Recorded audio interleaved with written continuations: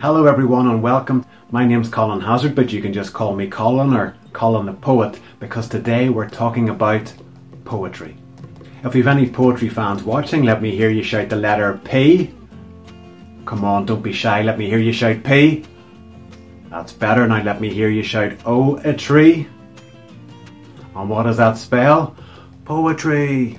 That's right, poetry. As you can see from the shelves beside me, I've got quite a few books in my collection. I love reading books, especially poetry books. But some people may think of poetry as being serious or hard to understand, and even more difficult to write.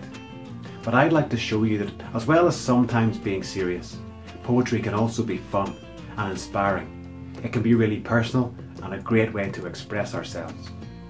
But before we begin, I'd like to make sure you've all the necessary items needed to write poetry. They are paper, a pen or pencil, and your imagination, which is located inside your brain. You should already be carrying your brain around with you, but feel free to pause the video here if you need to get paper and something to write with, and when you're ready, let's begin.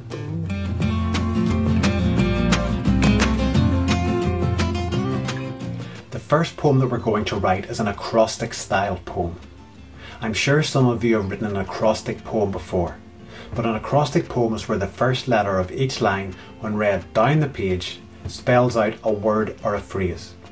If we take this 4-line poem as an example: preparing to write, open our imagination, express our feelings, make a new poem, we can see that the first letter of each line, when read down the page, spells out the word poem. Spelling out a word or a phrase is really the only rule to acrostic poetry. Because of this, it's one of the easiest forms of poetry to write, and we don't need to worry about how long or how short our lines are, and we don't need to worry about making it rhyme. So now it's your turn to write your own acrostic poem, but so that it's personal to you. The word that I'd like you to base your poem around is what you want to be when you grow up. You may want to be a rock star, or a scientist, or a boxer, or even a princess. When I was young, I wanted to be a wrestler. Here's an example of an acrostic poem that I wrote for the word wrestler. Wrestlers are really strong. Every day I eat steak, sometimes even for breakfast. Then I lift weights. Look at my big muscles. Everyone is scared of me.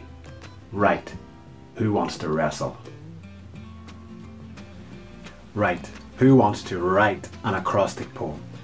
I think the best way to start is to take a page and write your word down the left-hand side of that page. Then use a separate page to brainstorm all the ideas you can think of to do with that word. For example, if you wanted to be a teacher, you would write down things like school, classroom, learning, and maybe even some people's favourite part of the day, home time. Although these words and phrases may not correspond with the letter that you need for your acrostic poem, they can help inspire other ideas, or help you form sentences that you need for your poem. And don't worry if the job that you want to do is only a short word like vet or spy, because you can make them into a longer phrase by including your name. For example, Olivia the vet, or Charlie the spy. Feel free to pause the video here to write your acrostic poem, but don't forget, you don't need to worry about line length or about making it rhyme. Good luck with your writing.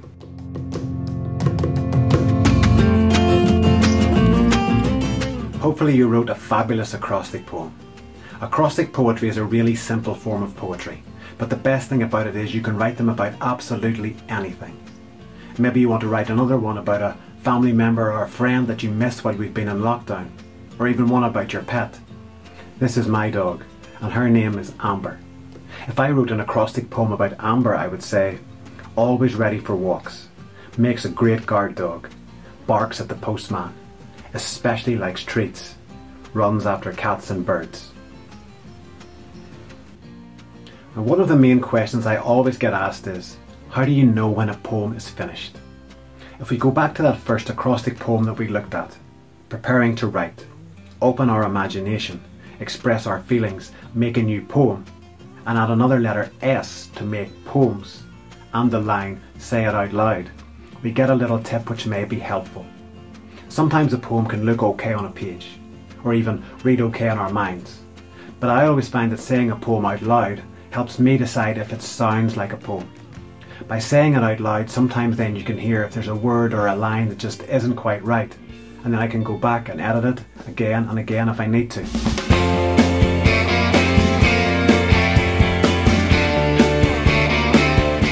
Saying your poem out loud leads me to the next type of poem that we're going to write, which is called free verse. Free verse is called free because it's free from rules. Again, we don't need to worry about how long or short our lines are, or about making it rhyme. Because of this, free verse follows the rhythm of natural speech. Here's an example of a free verse poem that I wrote about my childhood home, and it's called I Am From. I am from Banbridge, from a room with walls covered in faded posters, from the delicious waft of my granny's apple tarts, and the screech of rocking guitars. I am from a house with a big dad, a medium mum and a small dog, where the wind prickles my face as I sled down the hill in the snow, from a summer of burnt barbecues, and the sound of birds singing outside my window. This is a simple poem using long and short lines, and hopefully it brought some nice images into your mind. But the main reason I wanted to use it was as an introduction to your senses. Our 5 senses are sight, sound, smell, touch and taste. When applying our senses to this poem, we think about things like the sight of green fields, the sound of the birds, the touch or feel of the wind, the smell of apple tarts and the taste of burnt barbecues.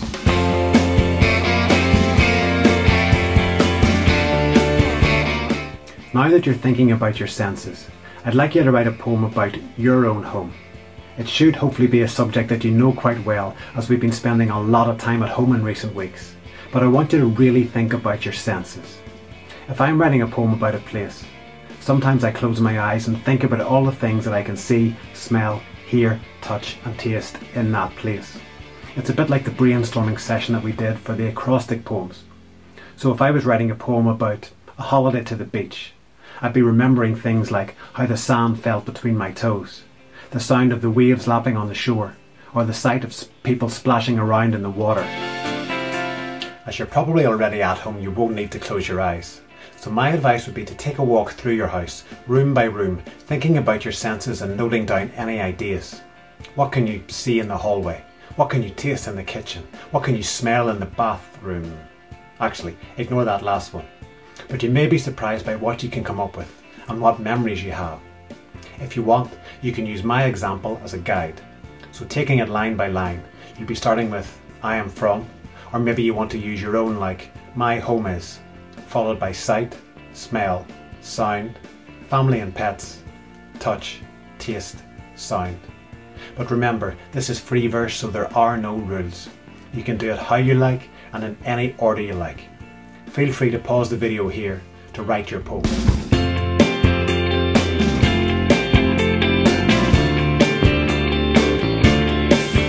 Hopefully you've enjoyed writing your home poem and read it out loud. If I can offer one more piece of advice, it would be that poetry is about using the best words possible. If you've used a line like, I taste chocolate cake, think about how tasting chocolate cake evokes your senses. For example, you could talk about how it melts on your tongue, or oozes down your throat into your stomach, or how you use your finger to collect the remaining crumbs on the plate. It is these types of details that makes poems fun, interesting and unique. Sometimes poems go through many different edits and drafts before they're finished, so don't be afraid to edit, to change things around, or even to start again. Hopefully you've enjoyed writing your acrostic and home poems. I'm going to go now and pretend to be a rock star again, but before I do, remember, stay home, stay safe, save lives, write poems. Toodaloo!